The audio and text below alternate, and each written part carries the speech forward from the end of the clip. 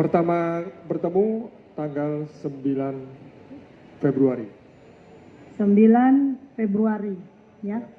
9 Februari, atau sebelum lanjut, tahu kenapa ahli dihadirkan di persidangan ini?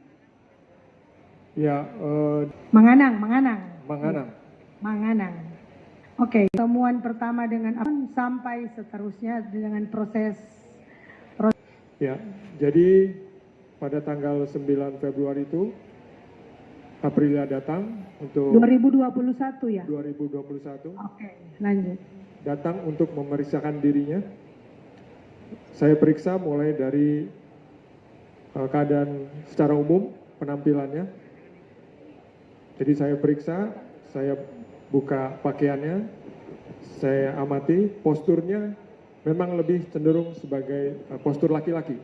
Iya. Di mana dadanya bidang, pinggulnya tidak besar, dan payudaranya juga rata, tidak ada.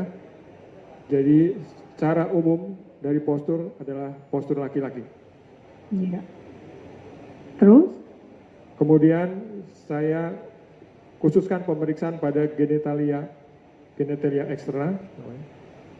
Jadi saya periksa di situ, saya dapati ada penis. Bagaimana? Ada penisnya. Penis. Oke. Dengan ukuran memang lebih kecil dari normal. Sekitar 4 cm panjangnya, diameternya sekitar hampir 2 cm. Iya. Kemudian saya dapatkan kantong buah zakar. Kantong buah zakar, ada? Iya, ada. Dua kanan kiri berisi testis itu buah zakar. Iya. Jadi ada dua testis yang dibungkus dalam kantong buah zakar. Oke. Kemudian saluran kencing tidak terdapat pada ujung dari penis seperti yang normal, tetapi berada di bawah dari kantong kemaluan. Iya. Kantong buah zakar. Terus? Demikian. Jadi saya secara fisik saya diagnosis sebagai hipospadia. Boleh ahli jelaskan apa yang dimaksud dengan hipospadia? Ya. Jadi hipospadia ini adalah kelainan anatomis bawaan lahir yang diderita oleh anak laki-laki. Berupa adanya ukuran penis yang kecil dan melengkung ke bawah ke dalam. Kemudian muara saluran kencing tidak berada pada posisi yang normal, yaitu di ujung penis, tetapi di bagian bawah penis dengan variasinya sampai ada yang di bawah kantong kemaluan. Nah, untuk Aprilia ini posisi muaranya ada di bawah kantong kemaluan atau kantong buah zakar. Nah, ini termasuk kategori hipospadia yang berat, kita sebut hipospadia tipe skrotalis. Oh, begitu ya. Siap. Jadi bagaimana sampai pemohon itu boleh datang ke ahli, atau apa yang disampaikan pemohon? Pemohon mengeluhkan bahwa dia merasa secara psikis dia adalah laki-laki. Tetapi selama ini dia berstatus dan mengidentifikasikan diri oleh dia dan lingkungannya sebagai seorang perempuan.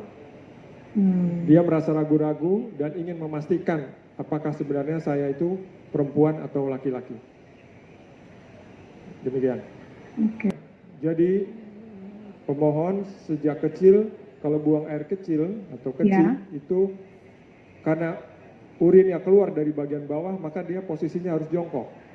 Oh, jadi kayak perempuan begitu. Betul, ya? Betul. Nah, inilah yang oleh orang tua dan sekitarnya melihat sikap ini sebagai, atau posisi kencing ini menandakan dia itu seorang wanita. Semakin membuat dugaan dari orang tua atau keputusan dari orang tuanya memutuskan dia itu seorang wanita, karena pertama tadi dari organ genitalianya tidak khas menunjukkan organ laki-laki yang jelas, dan kencingnya jongkok. Jadi keluarga dari kecil mungkin menganggap dia seorang perempuan. Oh, atas dasar itu ya, apalagi orang tua Betul. tinggal di Kampung kepulauan di ya. mana mungkin pengetahuannya kurang. Pengetahuan juga ya. Ya. Kemudian juga perlu saya tambahkan bahwa selama ini Aprilia tidak pernah haid atau menstruasi. Nah, Jadi ini sesuai dengan memang dia tidak punya rahim. ada rahimnya, tidak ada. Ya, mungkin izin saya lanjutkan Bu untuk Ya, pemeriksaannya. Ya. Jadi setelah pemeriksaan fisik tadi kita lanjutkan dengan pemeriksaan penunjang Ya. untuk memperkuat dugaan kami. Jadi kita periksa dengan apa yang disebut MRI atau magnetic resonance imaging. Itu Ya. kita memeriksa organ dalamnya. Ya. Organ dalamnya. Jadi kita periksa rongga pelvis atau rongga panggulnya, dan di situ kita tidak menemukan adanya rahim, indung telur, ataupun vagina. Jadi malah kita menemukan prostat. Prostat. Jadi prostat itu hanya dimiliki oleh laki-laki. Oh, ya. Demikian. Kemudian juga dari MRI itu juga dipastikan di kantong buah zakar itu memang ada buah zakarnya atau testisnya. Ya. Itu juga menunjukkan bahwa itu laki-laki Betul, ya. betul Bu. Ya. Oke, setelah dilakukan pemeriksaan, apakah ada tindakan lanjut dari ahli terhadap pemohon? Atau hanya sampai situ ya sudah selesai? Kamu maksudnya ada bedah atau apa?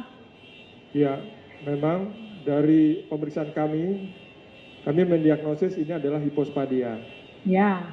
Dan ini perlu dikoreksi atau diperbaiki untuk memperbaiki kualitas hidup dari pemohon, dari pasien tersebut. Ya, ya.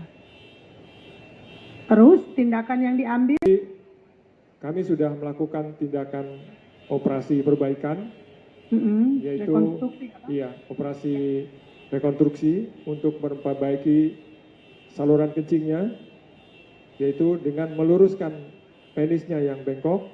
Oh, ya. Kemudian kita membuat lubang saluran di ujung penisnya atau kepala dari penisnya itu, yang nantinya pada operasi yang kedua nanti akan kita sambung agar yang bersangkutan bisa buang air kecil dari ujung kemaluannya.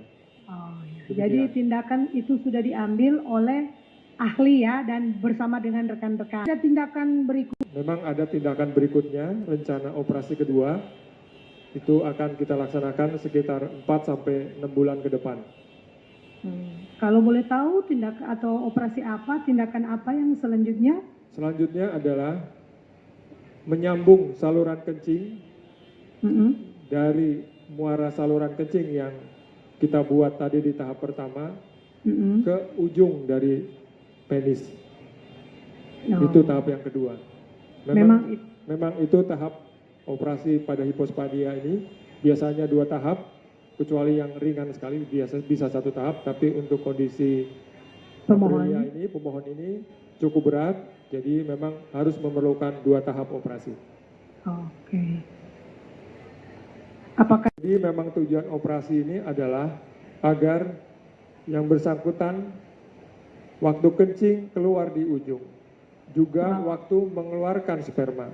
Karena saluran kencing pada laki-laki itu tidak hanya berfungsi untuk mengeluarkan air kencing, tapi juga untuk mengeluarkan sperma, untuk saluran mengeluarkan sperma. Jadi dengan difungsikannya atau kita buat aliran atau muara air kencing ini di ujung, maka nantinya pemohon kalau mengeluarkan sperma itu bisa di ujung dari kemaluannya, sehingga bisa masuk ke dalam vagina dan bisa membuahi pasangannya. Oke. Ahli ya, sehingga ada istilah hipospadia skrotalis atau hipospadia itu. Apa penyebab kalau boleh tahu? Ya, memang kalau penyebab pastinya untuk sampai sekarang belum diketahui. Ya. Tapi kelainan ini bukan kelainan yang jarang sekali, cukup sering. Kita dapati biasanya orang tua yang membawa anaknya waktu masih kecil, di mana orang tuanya tuh bingung atau meragukan bentuk kelamin dari anaknya. Jadi biasanya memang kelainan ini ditemukan pada saat waktu kecil. Sering kita operasi pada saat masih anak-anak. Oh, begitu. Demikian. Penyebabnya biasanya apa? Ya tadi memang kalau penyebab pasti kita belum tahu, tapi yang jelas itu terjadi selama janin dalam kandungan. Jadi ada pembentukan yang kurang sempurna dari alat kelamin tersebut. Mungkin bisa disebabkan karena nutrisi dari ibunya, ada juga faktor genetik berperan di situ, dan mungkin faktor-faktor polusi dan sebagainya bisa berpengaruh. Oh, bisa berpengaruh ya. Ahli, ini ada dari pemohon. Terima kasih sudah nonton. Jangan lupa like, subscribe, dan share ya.